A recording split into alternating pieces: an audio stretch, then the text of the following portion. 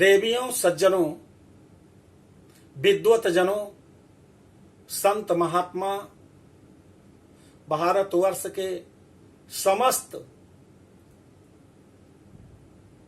महापुरुषों को मेरा सत सत नमन। चरणों में मैं प्रणाम करता हूं। और आज मैं आत्म परिचय के अंतर्गत 22वां भाग 22 पार्ट्स के विषय में आपको बताने जा रहा हूं। शीर्षक है मनुष्य का मन पूजा पाठ में क्यों नहीं लगता।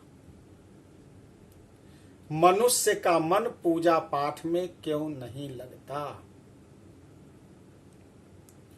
आपको मैं बताना चाहता हूं कि सारे कामों में तो मन लगता है, लेकिन पूजा पाठ में नहीं लगता। जैसे पूजा करने के लिए तैसे धड़कन बढ़ जाती है और बिल्कुल लगता है बेचैनी होने लगती है। ऐसा क्यों? इसके विषय में एक बड़ी सुंदर कथा है, आपको मैं बताने जा रहा हूं। आप ध्यान से सुनिए। श्री लंका में भगवान श्री रामचंद्र जी ने रावण का वध किया। जब से सीता माता लंका में गई तो उसका नाम श्रीलंका हो गया। पहले लंका था, लेकिन श्री जब चली गई, श्रीलंका। सोने की लंका बनी हुई है। लक्ष्मण कहते हैं भैया देखो कितनी अच्छी लंका है। श्री वाल्मीकि जी ने लिखा कि राम जी कहते हैं मेरे प्रिय भाई लंका कितनी भी सुंदर क्यों ना हो, भले ही स्वर्णमयी है, फिर भी अपनी मातृभूमि स्वर्ग से बढ़ करके है, इससे सुंदर है। सुनिए। यद्यपि स्वर्णमयी लंका नामे लक्ष्मण रोचते।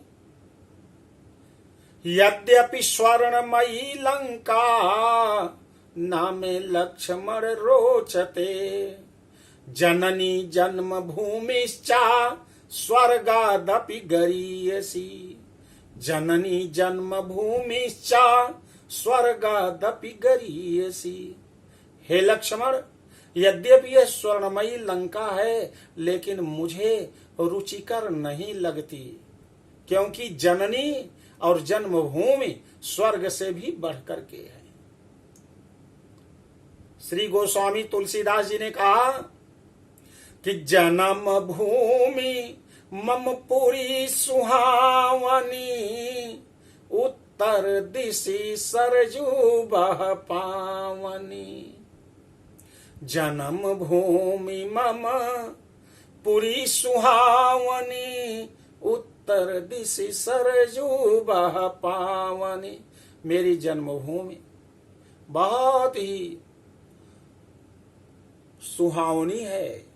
उसके उत्तर दिशा में पवित्र सरजू माता प्रवाहित हैं। लक्ष्मण, इसलिए चलना है। भरत प्रतीक्षा कर रहे होंगे। एक पल भी यदि देर हो गई तो भरत जीवित नहीं रहेंगे। सुबह सारी तैयारी हो गई। लंकेश्वर विभीषण ने पुष्पक विमान से चलने के लिए प्रभु से निवेदन किया। सभी लोग, जितने बंदर हैं, भालू हैं, सब उस पर बैठ जाते हैं। इतना बड़ा पुष्पक विमान था कि जितने भी लोग हैं सब उसमें आ जाएं, फिर भी सीट खाली रहेगी। उसे जितना चाहो छोटा कर लो, जितना चाहो बड़ा कर लो, ऐसा पुष्पक विमान है। जितने सेना में भालू बंदर थे सब अब कहें कि युद्ध में मृत्यु को प्राप्त हो गए थे। देखिए, इसमें बड़ा एक सुंदर रहस्य है। जितने लोग जय श्री राम कह करके, जितने भालू बंदर युद्ध करते थे और जो राक्षसों को मारते थे, तो जय श्री राम कहने से उनका जो है सीधे स्वर्गवास हो जाता था। और जितने राक्षसों के द्वारा भालू और बंदर मारे गए हैं, युद्ध के अंत में इंद्र आते हैं, कहा प्रभु मेरे लिए सेवा, कहा देवराज इंद्र आप वो अमृत कलश ले आइए और वो अमृत कलश से जितने भालू बंदर सब पर छिड़क दीजिए और जीवित हो जाए। सारे जीवित हो गए और उनको तो मोक्ष मिल गया था। जो प्रभु के हाथों से मारे गए, जय श्री राम कहा करके प्राण त्याग मारे गए हैं राक्षस, उनका तो सब मोक्ष की प्राप्ति हो गई। सारे बंदर जहां रास्ते में जिनका घर था सबको उतारते हुए चले जाएंगे। जब टेक ओवर करने लगा, उड़ने के लिए तेजी से चलने लगा पुष्पक विमान, उसी समय बाल खोले हुए सोकर अभी अभी उठी है, सूर्योदय हो गया है, टेक ओवर कर रहा है विमान। दौड़ी हुई आती है, कहती है हाथ उठाकर, ऐ श्री राम रुको, ऐ श्री राम रुको। देखा प्रभु ने, कहा लंकेश्वर कौन है ये?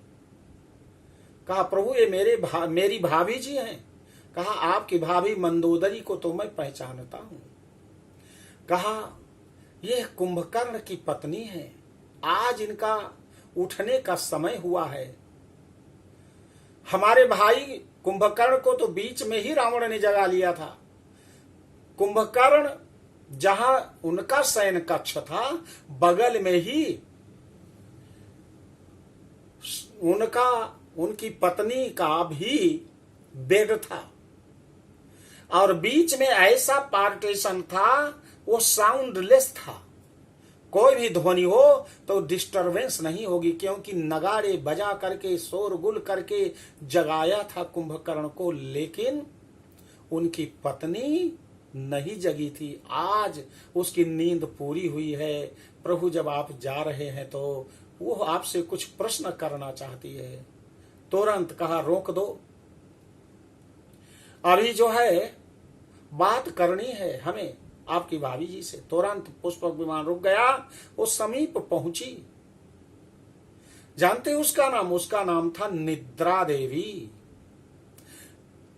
जब कुंभकर्ण सोता था तो वो भी सो जाती थी, जिस दिन उठता था वो भी उठ जाती थी, उनको खिला पिला करके वो भी सो जाती थी। कहा हे श्री राम आपने मेरे पति को तो वीर गति दे दिया, मैं कहां जाऊं? भगवान के सामने जो जिस प्रकार से बात करता है उसी स्टाइल में प्रभु भी बात करते हैं, जवाब देते हैं। प्रभु ने कहा देवी जहां तुम्हारी इच्छा हो वहां तुम चली जाओ। और वो क्रोधित हो गई। कहा हे श्री राम सुनो, आपने ऐसा क्या समझ लिया कि मैं एक राक्षस के कुल में एक राक्षसी हूं? मैं भी पतिव्रता नारी हूं। सुनिए, मेरा जन्म हुआ जब तक पिता के घर में थी तो अपने पिता भाई और माता के अलावा दूसरे किसी को नहीं देखा। मेरा विवाह हुआ तो अपने पति के अलावा मैंने और किसी को नहीं देखा। आज तीसरी बार यदि देखा है तो नारायण आपको देखा है, मैंने अपनी इन आंखों से आपको देखा है। अब आप जा रहे हैं, मैं कहां जाऊं? भगवान ने कहा कि मैंने देवी आपको बता दिया। और क्रोधित हुई, कहा आप चलो, मैं अपने इस शरीर को अग्नि में जला दूंगी और मेरी आत्मा तुम्हारे भारतवर्ष में लंका से आ रही है अवध क्षेत्र में, और तुम बचा पाना तो बचाना अपने भक्तों को, उनके ऊपर मैं सवार हो जाऊंगी। जहां कथा होगा, जहां यज्ञ, जहां प्रवचन, जहां कक्षा में बच्चे पढ़ रहे होंगे, उनके सिर पर सवार हो जाऊंगी और नींद आने लगेगी।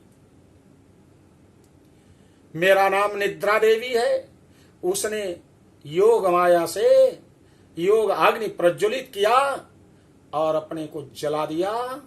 और राम का, श्री राम प्रभु का पुष्पक विमान अयोध्या नहीं पहुंचता उसके पहले हमारे भारतवर्ष में उसकी आत्मा आ गई।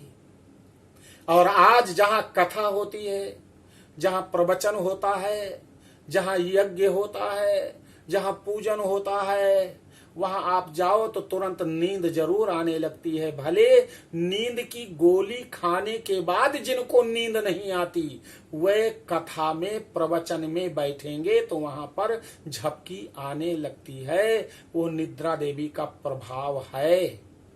कक्षा में चाहे छोटे बच्चे हों, 11th 12th के हों, या यूनिवर्सिटी में बच्चे हों, यदि अध्यापक का, प्रोफेसर का लेक्चर शुरू होता है तो आगे बैठे हैं झपकी लेने लगते हैं। यह निद्रा देवी का अभिशाप है, क्योंकि धर्म कर्म ज्ञान में यदि आप प्रवृत्त होंगे तो वो आपके ऊपर सवार हो जाएगी और उससे आपको वंचित कर देगी। तो जब ऐसी स्थिति होती है तो मन में आप भगवान राम का नाम लेकर के आप जप किया करो, तुरंत निद्रा देवी चली जाएगी। आप राम राम, जय श्री राम, जय श्री राम मन में आप उच्चारित करो, जय सिया राम, जय सिया राम, जय सिया राम। तो निद्रा देवी वहां से चली जाएंगी और आपका मन पढ़ाई में, यज्ञ में, पूजन पाठ में पूरी तरह से लग जाएगा और आप अपने उद्देश्य में पूर्ण हो जाएंगे। तो मैंने आपको ये बताने का प्रयास किया, इसलिए आपसे हाथ जोड़कर निवेदन है, यदि आपको मेरी यह बात अच्छी लगी हो तो अपने इष्ट मित्र बच्चों को, अपने भाई बंधु को जरूर शेयर करें, लाइक करें, सब्सक्राइब करें और हर प्रकार से ज्यादा लोगों तक मेरी बात को पहुंचाने के लिए आप प्रयास करें। आप सबका परम सहयोग, गुरु भगवान का परम सहयोग, सज्जन महात्माओं, देवियों, देवताओं सबका आशीर्वाद मेरे लिए पावन है। और इसी के साथ मैं अपनी वाणी को विराम देता हूं। जय माता की, जय सिया राम।